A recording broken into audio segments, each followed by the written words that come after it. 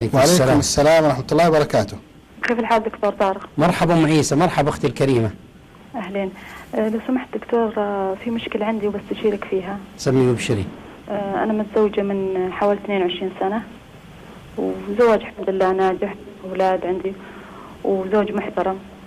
بس من شهر عرفت إنه متزوج بالسر، طبعا بعد ما ألحيت منه لأنه كانت تساويني شكوك إنه يعني مع علاقة. فاعترف انه متزوج بالسر مع اهله ما يعرفون، اهلي ما يعرفون. فاصبت بانهيار اول شيء، وتعالجت بالمستشفى واعطوني دواء اكساناكس للنوم، توتر وكذا. فالحين بعيد الثقة في نفسي كزوجة، لاني احس اني انهارت من الناحية هذه، وكيف اثق في زوجي واعيد علاقتنا كما كانت، لان اذا انا الحين مش واثقه منه، هو يقول لا خلاص وانت الاساس والزوجه الاولى وكذا، بس ما اقدر اعيد العلاقه نفس الشيء لاني ما بخسر بيتي وعيالي. طيب بسألك أم عيسى، تسمح لي اسمعي. تفضل. نعم. انتهيتي يا أمي؟ ايه. أي طيب أم عيسى، لو سألتك قبل المشكلة هذه، من كان يعطي حياتكم الزوجية أكثر، أنت ولا هو بصراحة؟ أنا. ممتاز. أنت أكثر عطاء للحياة؟ أيوة. هو مقصر بشيء؟ من ناحية الأولاد، بس أنا كنت مرتاحة معه، يعني كنت مش مشكلة عندي، أنا أمسك البيت، أمسك الأولاد، أمسك كل شيء، بس هو كل خليجية كذا سيدتي، مسؤولة عن البيت والأولاد، مو بس أنت. لا بس هو شغله يعني برا البيت أشهر، مش مشكلة عندي. طبيعة عمله يعني؟ أيوة طبيعة. ما يروح يعبث يعني؟ لا. طبيعة عمله، إذا ما قصر يعني؟ لا. هو ينشغل لكي يوفر مصروف لك ولأولادك. نعم. طيب لو قارنتي بين الرجال يا أم عيسى، وبصراحة وقارنت أم عيسى بين النساء، من أكثر تميز؟ باعتبار الرجال في مجتمعنا أنت عارفة خيانات زوجية ومشاكل وقلة أدب في التعامل وعدم احترام للمرأة. رجل 22 سنة 10 على 10. ولو قارنتي بأم عيسى هالطيبة المميزة، قارنتي أبو عيسى بين الرجال وأم عيسى بين الرجال، كم نقطة تعطينه من 10 وكم تعطينه أم عيسى من 10؟ زوجي إنسان راقي، هذا اعترف فيه. كم أعطيه من 10؟ ما يخالي المحصلة، أنا واضح إنه راقي. أنا أحبه بشغف، أعطيه 10 من 10. إذا يستاهل 10 من 10 قبل المشكلة. أنت قبل المشكلة كم تعطين نفسك؟ قبل المشكلة؟ أي بصراحة ما أقدر، يعني أحس إن في تقصير. في تقصير. إيش أنواع تقصيرك يا أم عيسى؟ انشغالي بالأولاد والبيت ومسؤولياتهم أكثر. مع أن الرجال يغيب عنك فترات طويلة، كان ممكن تنشغلين أثناء غيابه مو بلا يحضر. نعم. أيوة. وغير كذا؟ بس هذه المشكلة. انشغالك بصديقات ولا بأهل ولا شيء؟ لا لا لا لا، لا أنا مش من تعطينه عاطفيا أو تؤذيني؟ اسمعي أقدر أخذ راحتي. ايوه براحتك. تعطينه عاطفة ولا تأخذين منه؟ آخذ أكثر مما تعطين. نعم. نعم. طيب هو يعطي أكثر ولا يأخذ أكثر؟ أعتقد أنه يعطي أكثر مما يأخذ. طيب أنا انتهيت خلاص. بس سؤالي أختي أم عيسى، كم له الآن متزوج؟ من سنة. طيب طلع، هو تراه صح ولا لا؟ كيف؟ تركها؟ لا لا، متزوجنها زوجة ثانية. ما زال. اي معاها. ايوه. وقال بستمر. ها؟ ايوه. اي احنا لما نقارن بعد شوي بين ام عيسى وابو عيسى، استمعي لنا الله يطول عمرك بحفظ الله. شكرا ام عيسى.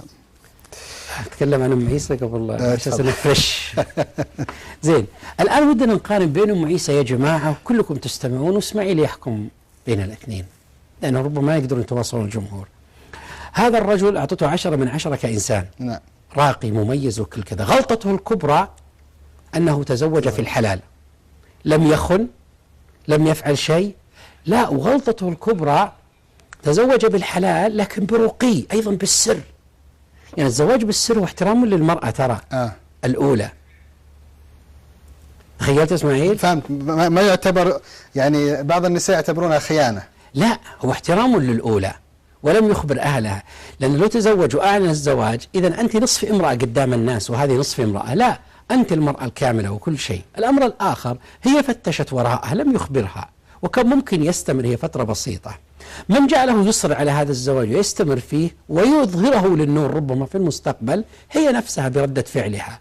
ولذلك المرأة الذكية العاقلة اكتشفت شيء مثل هذا، ما دام الرجال في السر خليه، هو حمام يذهب إليه، تفكر بهذه الطريقة وتتركه وتحافظ على وقتها وقت أولادها ولا كأنها دارية. تقول مشاعري ما أقدر.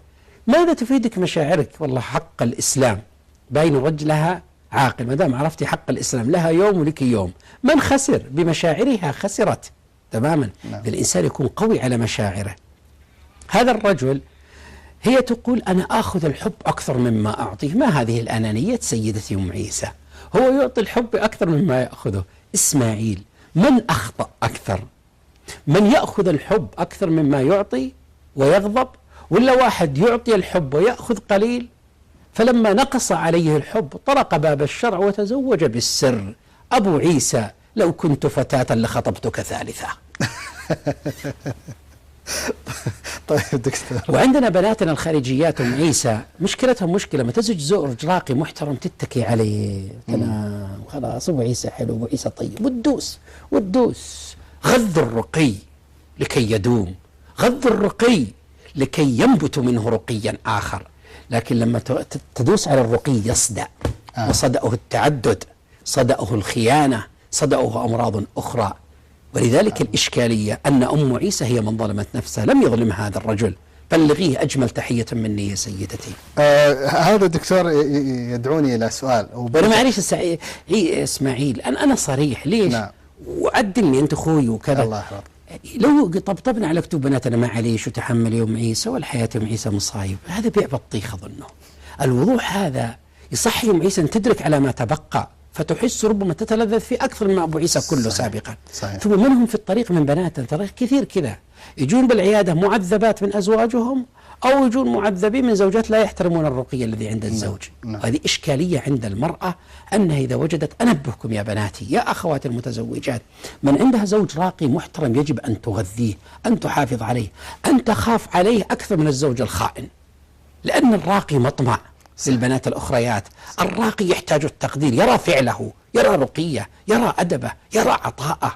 أما لذاك الإنسان الغير محترم فإنه يرى نقصه تماما. لكن هل هذا الذي يرى؟ ولذلك من رقي أبو عيسى أنا أقول أنه شعر أنه مظلوم في هذا البيت، فاضطر أن يأخذ شيئا من حقه في الحلال برقي عن طريق زواج. لا، وزواج سر، والزواج السر أنا لا أعتبره كمسيار، إنما كان احترام، لأنه رجل فاضل يبدو ذلك الإنسان. جيد. دكتور خلي بسألك سؤال في فحوى ما أنت تتحدث، الله يحفظك. أنا أحس الحقيقة عندنا إشكالية في يعني في الرجال وفي النساء، بعضهم طبعا، بعض الرجال بعض النساء. مسألة دكتور أن لما يكون الرجل مقبل على زوجته ويعطيها حب أكثر، هي تزهد فيه وتبدأ يعني حتى، وتعرف في اتصالات تجي دكتور، ويمكن نتذكر اتصال أختنا من سوريا، فكانت يعني هي كل ما هو أقبل عليها وحابها ويعطيها كلام جميل ويجيب لها هدايا، هي تزهد فيه وتتكئ على هذا الحب اللي هو يحبها إياه. وفي المقابل بعض الرجال لما الزوجة تعطيه كثير من الحب والحنان هو أيضا يزهد فيها، وتحس بألم النجاسة هي الطاردة، وفي المقابل هو صاد عنها لأنه هو جالس يشعر بحبها له. ما ممكن نصل إلى نقاط الالتقاء؟ إسماعيل، فرق بين الحب والعطاء. نعم. الحب اللي عبارة عن عاطفة، أحبك أموت فيك يا إسماعيل، ما بدني زيك إسماعيل وكذا، هذا حب. العطاء هو المواقف. الذي أنادي أم إسماعيل أم عيسى أناديها بالمواقف. ما أجمل مع الوقت، ترى الحب يجب أن يعطى موقفا ونظرة عين. ولذلك ربما حلقة عن الحب يسمع يذكرني مرة نسويها، كيف يكون الحب وكيف يعطى. نظرة عين، أحيانا موقف تصير فيه لغة خاصة لغة العيون، ليس قضية والله أحبك والله كذا الله يخليك لنا مع السلامة وبس. ما الموقف الذي اتخذ؟ ما الشعور الذي يأتي إلى الإنسان في التعاطي مع مواقف المتغيرة؟ إذا كان تعبان والله تكمد عليه وانتهينا. الارتباك الذي يحدث عندها، هذه القضية قضايا العطاء. إذا لو أعطينا لا يزهد الآخر، لكن إذا انشغلنا فقط بالعواطف سيزهد الآخر. العطاء يأسر الآخر لأنه أرفع درجة حاجة الآخر إليه، لكن الحب يجعل ربما يعتمد ويتكئ ذلك الإنسان. فلنفرق بين الثنتين. دكتور، الآن أم عيسى وحصل ما حصل وعرفت بالزواج وهي تشعر نفسيا أنها متعبة، وأيضا سألت قالت كيف أستطيع أن أعيد الثقة لأبو عيسى، كيف أستطيع أن أرتب أموري. لا ما قلت الثقة لأبو عيسى، كيف أعيد الثقة لنفسي؟